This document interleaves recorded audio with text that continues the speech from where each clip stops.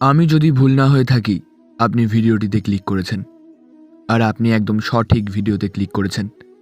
ভিডিওটি সম্পূর্ণ দেখার পর আপনার জীবন পুরোপুরিভাবে বদলে যেতে চলেছে। আপনি জীবনের মায়া ত্যাগ করতে চলেছেন, আর জীবনের মায়া ত্যাগ করতে পারলেই আপনি সম্পূর্ণ মুক্ত। আজ শ্রীকৃষ্ণের গীতার সারাংশ শোনাতে চলেছি, যা আপনার জীবনকে পুরোপুরি বদলে দেবে। চলুন তাহলে শুরু করা যাক। নবম অধ্যায়, রাজবিদ্যা রাজগুহ যোগ। শ্রী ভগবান বলিলেন, সর্বদেশ শূন্য তোমাকে এই জ্ঞান বিজ্ঞানের কথা বলিব, যাহা জানিলে তুমি সংসার বন্ধন হইতে মুক্ত হইবে। এই বিদ্যা অতি শ্রেষ্ঠ ও গোপনীয়, ইহা অতি পবিত্র ও উত্তম, ইহা প্রত্যক্ষ ফলপ্রদ ধর্মসম্মত, ইহা সুখসাধ্য ও দুঃসাধ্য নয়। হে মহাবীর, যাহাদের ধর্মের প্রতি শ্রদ্ধা নাই, তাহারা আমাকে না পাইয়া মৃত্যুময় এই সংসারে বারবার যাতায়াত করিয়া থাকেন। আমি অব্যক্ত রূপে সমগ্র ব্যাপ্ত, আমাতে সর্বভূত অবস্থিত। আমি কিন্তু সে সকলেই অবস্থিত নহি। তুমি আমার ঐশ্বরিক যোগশক্তি দর্শন করো। পরমাত্মা স্বরূপ আমি কিন্তু সর্বভূতকে ধারণ করিয়া আছি, অথচ আমি ভূতেও নহি, আমাতেও ভূত নহে। যেমন আকাশস্থিত মহান বায়ু সর্বত্রগামী, তেমনি সর্বভূত আমাতে অবস্থিত আছে। হে অর্জুন, প্রলয়ের সময়ে সর্বভূত আমার প্রকৃতিতে লয়প্রাপ্ত হয়। পুনরায় সৃষ্টিকালে আমি আবার তাহাদের সৃষ্টি করি। আমি নিজের প্রকৃতিকে স্থির করিয়া মায়াবশে অবশ্য এই ভূতগণকে পুনঃ পুনঃ সৃষ্টি করি। হে অর্জুন, উদাসীনের ন্যায় সেই সকল কর্মে অনাসক্ত আমাকে কখনো বাধিতে পারে না, কারণ আমি উদাসীনবৎ অবস্থিত। আমার অধিষ্ঠান বশতই প্রকৃতি চরাচর সৃষ্টি করে। হে অর্জুন, তাই জগৎ বারবার উৎপন্ন হইয়া থাকে। মূঢ়গণ আমার পরম ভাব বুঝিতে না পারিয়া আমার নরদেহধারী মূর্তিকে তুচ্ছ জ্ঞান করে। যাহারা নিষ্ফল কর্মা, নিষ্ফল কামা, বিফল জ্ঞান ও বিচার শূন্য, তাহারা বুদ্ধিমোহকারিণী রাক্ষসী ও সুরী প্রকৃতিকে আশ্রয় করিয়া থাকেন। হে অর্জুন, যাহারা দৈব প্রকৃতিকে আশ্রয় করেন, সেই মহাত্মাগণ আমি সর্বভূতের আদি জানিয়া এক মনে আমার উপাসনা করিয়া থাকেন। তাহারা সর্বদাই আমার নাম কীর্তন করেন, যত্ন ও ভক্তিসহ আমাকে প্রণাম করিয়া নিত্য যোগ সহকারে আমার উপাসনা করেন। কোনো কোনো মহাত্মা জ্ঞানরূপ যজ্ঞ দ্বারা আমার আরাধনা করেন। তাহার মধ্যে কেহ নিজেকে আমার সহিত অভেদ জ্ঞানে ভজনা করেন, কেহ বা আমাকে আমি দাস, তিনি প্রভু রূপে চিন্তা করেন। আবার অনেকে নানা দেবতা রূপে কল্পনা করিয়া আমার উপাসনা করিয়া থাকেন। আমি যজ্ঞ, আমি সধা, আমি ঔষধ, আমি ঘৃত, আমি অগ্নি, আমি হোম ও হোম দ্রব্যাদি। আমি এই জগতের পিতা, মাতা, ধাতা, পিতামহ, জ্ঞেয়, পদার্থ, পবিত্র ব্রতাদি, ওঙ্কার এবং আমি ঋক, সাম, যজু প্রভৃতি সকল বেদ।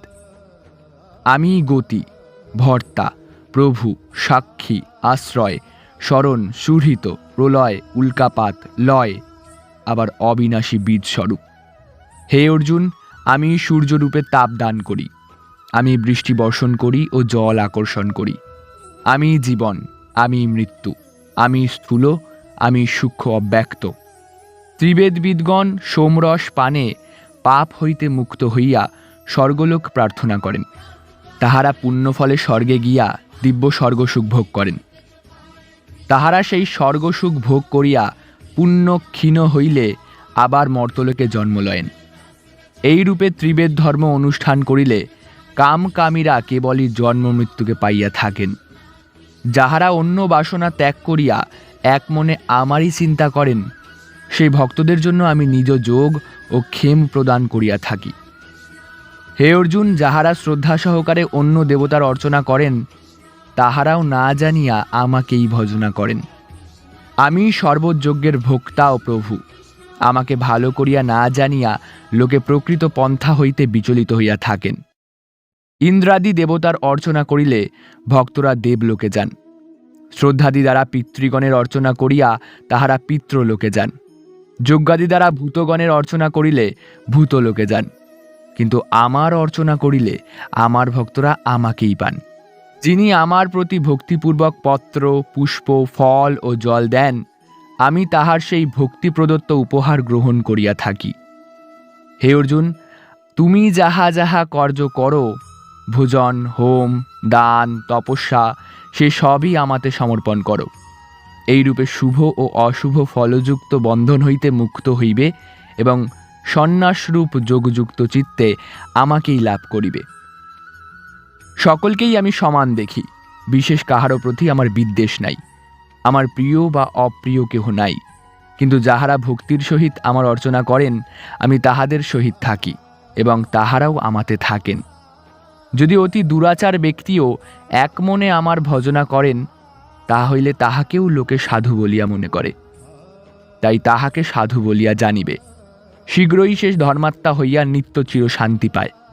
হে অর্জুন, তুমি নির্ভয়ে সকলের নিকট জানাও, যে আমার ভক্ত সে কখনো বিনষ্ট হয় না।